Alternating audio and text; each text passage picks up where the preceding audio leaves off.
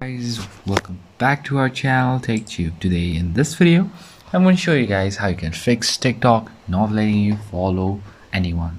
So this problem might arise all the time, mostly, let's say. So to fix it, how you can do it, just follow me for a while and I'll be teaching you or guiding you with the best options.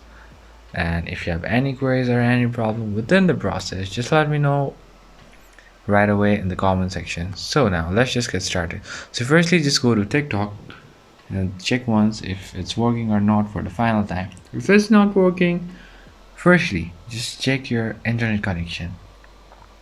Just check if your internet connection has any disruption or not.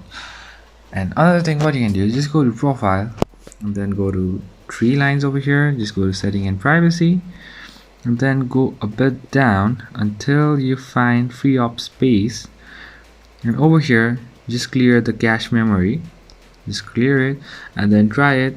Everything will be solved. So that's pretty much, guys, that's how you do it. I hope this video is helpful for you guys. So thank you for watching our video, guys. If you like our video, please leave a like and do not forget to subscribe our channel and also hit the bell icon so you never miss an update from us.